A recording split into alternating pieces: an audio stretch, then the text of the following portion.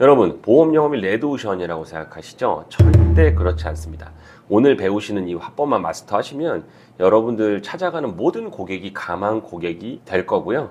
오늘 주제에 나온 이 상품이 어떤 상품이냐면 설계사들이 가장 싫어하는 보험으로 유명하고요. 그리고 그 때문에 고객들 가입률 또한 대한민국 가장 낮은 상품군 중에 하나입니다. 이 보험 상품이 뭘까요? 네, 오늘은 화법에 대한 이야기를 좀 드릴 건데 궁금하시죠? 어떤 상품인지 예상하시는 분도 있으실 것 같은데 바로 사망보험금입니다. 여기서 사망보험금이 무슨 블루오션을 만들어주고 모든 고객이 가망 고객이 되냐라고 생각하시는 분들 분명히 있으실 것 같은데요. 여러분, 그렇지 않습니다. 사망보험금만 잘 세일즈할 수 있으시면요, 여러분들 엄청난 무기가 될 수 있어요. 왜 그런지 한번 이유부터 말씀드려 보겠습니다. 자, 이 자료 아시는 분들 아실 텐데 굉장히 유명한 자료예요. 사망보험금을 2009년부터 18년까지 삼성생명에서 18만 5천 건을 지급한 거예요. 근데 이 18만 5천 건의 평균 지급 금액을 보니까 2,995만 원이 나왔다. 이야, 여러분 놀랍지 않습니까? 2,995만 원이래요. 2,995만 원이면 200만 원씩 생활비 쓴다고 했을 때 1년 조금 넘으면 끝나는 돈이에요. 이게 가장의 목숨값이라는 거죠. 저는 이 데이터를 처음 봤을 때 굉장히 충격적이었거든요. 기사 내용 한번 같이 보실게요. 자, 이게 삼성생명 금융연구소에서 나온 기사예요. 읽어보겠습니다. 삼성생명 인생금융연구소 연구원은 1인당 평균 사망보험금 2,290만 원은 우리나라 도시가구의 월 평균 소비 지출액인 253만 원을 기준으로 약 1년간 지출할 수 있는 규모다. 종신보험을 통한 사망보장 수준도 선진국과 비교해 턱없이 부족하다. 선진국 한번 보겠습니다. 미국 평균 사망보험금 얼마래요? 1억 9천.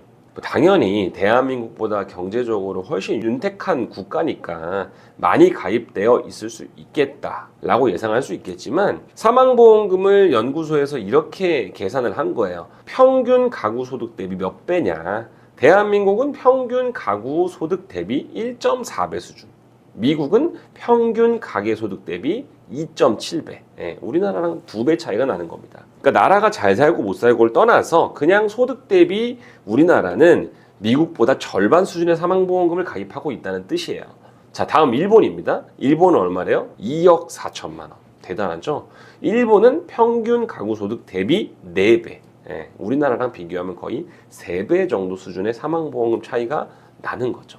원인을 무엇으로 꼽아봤냐면 우리나라 국민은 보험을 가입할 때 장래에 필요한 금액을 따져보는 게 아니라 무조건 최소한의 범위에서 가입 금액을 정하는 경향이 있다라고 돼 있어. 여러분 공감하시죠? 왜 이런 일이 벌어질까요? 여기 나와 있듯이 안 죽을 거라고 믿기 때문에 그렇습니다. 맞나요? 저도 지금 여러분들한테 이 사망보험금 화법에 대한 이야기를 드리고 있지만 저도 안 죽을 거라고 생각을 합니다. 그렇기 때문에 영업사원 분들부터가 사망보험금을 안 팔아요. 왜? 고객이 싫어할 거라고 생각하기 때문이죠. 맞죠? 여러분 공감되시죠? 영상 보시는 분들 중에서 사망보험금을 단 한 번도 판매해보지 않으셨다면 오늘 영상 정말 주목하셔야 됩니다. 근데 실제 대한민국 사망보험금 비중은 3천만 원. 너무너무 필요합니다. 여러분이 만나서 가장들 만나면 사망보험금 권유해야 돼요. 자, 그러면 사망보험금을 누가 가입을 해야 될까요? 네, 답 나와 있습니다. 자녀가 경제적으로 독립하지 못한 가장. 자, 근데 이 사람들이 안 죽을 거라고 생각한다고 했잖아요. 그때 우리가 확률을 얘기해 줘야 됩니다. 확률. 사실 숫자는 거짓말을 안 하기 때문에 확률로 얘기를 하면 우리 고객들한테 훨씬 더 설득력을 갖출 수가 있겠죠. 자, 여러분 58년 개띠라는 말 들어보셨죠?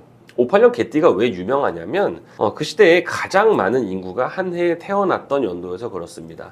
보통 추산이 되지 않았던 시대여서 99만 명에서 100만 명 정도 태어났다고 추산을 하고 있어요. 저 때는 통계청이 기능을 하지 않았을 때인데 아무튼 주민등록 기준으로 보면 그 정도 추산을 하고 있다라고 보고 있습니다. 자, 2018년에 이 58년 개띠가 60세가 됐습니다. 60세가 됐어요. 지금으로부터 7년 전이죠. 그때 58년 개띠 생존자를 조사해 봤습니다. 몇 명이 살아 있었을까요? 보시다시피 77만 명. 자, 여러분 60세 이전에 사망한 사람이 100만 명 중에 23%인 23만 명이 죽었어요. 77만 명이 생존했다라는 거죠. 이 정도 비율이면 4.5명 중에 1명꼴입니다. 여러분 정말 놀라운 통계 아닌가요? 60살이 되기 이전에 사망을 했다는 것은 자녀가 경제활동을 하지 않았을 가능성이 훨씬 높다라는 거죠. 자, 그럼 정리해보자면 이렇게 되는 겁니다. 4명 중에 1명이 자녀가 비경제활동 인구일 때 사망을 했다. 그랬을 확률이 높고요. 그리고 그들이 남겨준 사망보험금이 평균 3천만 원이 안 됐다라는 겁니다. 놀랍지 않습니까, 여러분? 자, 여러분 학창시절 한번 떠올려 보세요. 편부편모 가정인 친구들 많지 않았나요? 자, 근데 그들의 형편이 어땠어요? 윤택했나요? 지금까지 말씀드린 부분이 Y입니다. Y. 왜 사망보험금을 가입해야 하는가? 여기까지 1단계 설득이 이루어져야 합니다. 자, 그 다음에 제한의 단계, 하우의 단계로 들어가는데 이 하우의 단계의 첫 번째는 사망보험금 계산 공식을 여러분들이 알아야 됩니다. 이 장표 굉장히 중요합니다, 여러분. 자, 사망보험금을 계산하는 방식은 여기 공식을 제가 적어놨어요. 경제적 독립기간 빼기 자녀의 나이 곱하기 생활비 그리고 대출금을 더해 주시면 기본적인 사망보험금 계산 공식이 나옵니다. 자, 이걸 한번 적용해 볼게요. 경제적 독립기간을 먼저 매기기 위해서는 자녀의 나이를 알아야겠죠. 그래서 자녀 나이를 3살로 가정을 해 볼게요. 그리고 생활비도 알아야 되니까 생활비는 200으로 책정을 했고 대출금도 알아야 돼서 대출금은 1억으로 책정을 했습니다. 자, 이때 계산해 볼게요. 3살짜리 남자아이가 있습니다. 이 남자아이가 경제력을 갖추려면 앞으로 몇 년 남았죠? 20년 남았다고 보는 겁니다. 왜요?